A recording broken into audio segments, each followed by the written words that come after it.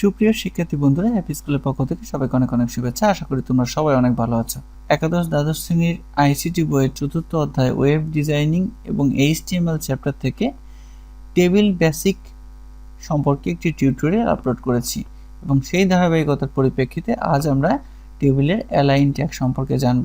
তো যদি আমাদেরকে প্রথমে জানতে হয় যে অ্যালাইন জিনিসটা আসলে কি, তাহলে আমরা একটি উদাহরণ হিসেবে এখানে একটি টেবিলকে দিয়ে রেখেছি, যেখানে দেখো প্রথম রোয়ের প্রথম কলামে এ আছে বাম পাশে, কিন্তু প্রথম রোয়ের দ্বিতীয় কলামের বিটা আছে কিন্তু ডান পাশে। একইভাবে দ্বিতীয় রোয়ের প্রথম কলামের সি এবং দ্বিতীয় কলামের ডিটা আছে কিন্তু একদম ঠিক কলামের মাঝে।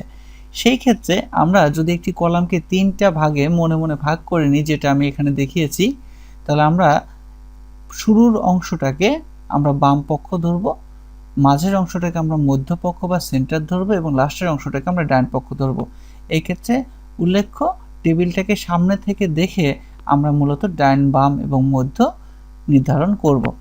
তো সেক্ষেত্রে দেখো শিক্ষার্থীরা, এই টেবিলটি করতে গেলে আমরা টেবিলটা ভালো করে বোঝার জন্য এখানে টেবিলের হোয়াইট পার্শ্ব দিয়ে রেখেছি, তাহলে পরে আমাদের জন্য এ বি সি ডির অবস্থানটা বোঝাতে একটু সহজ হবে, আমরা সহজে বুঝতে পারবো।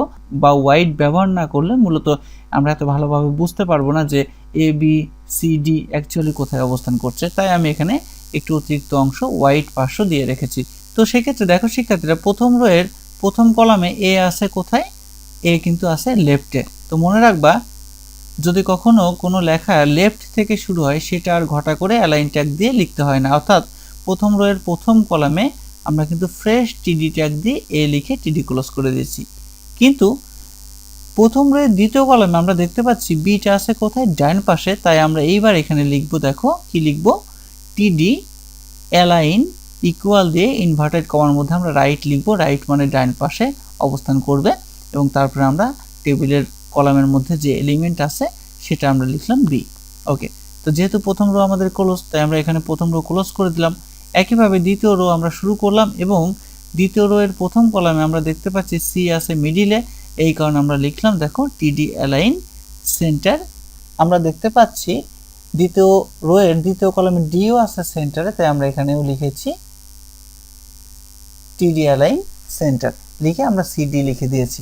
এখন যদি আমি এই টেবিলটিকে রান করি, তাহলে দেখতে পাবো আমরা আমাদের উত্তরটি কিন্তু জাস্ট এরকম আসবে এবং এই হোয়াইট পার্শ্ব দেওয়ার কারণে কিন্তু আমরা খুব সুন্দরভাবে বুঝতে পারছি যে এটা লেফটে আছে, বি আছে রাইটে এবং সি আর ডিটা আছে সেন্টারে।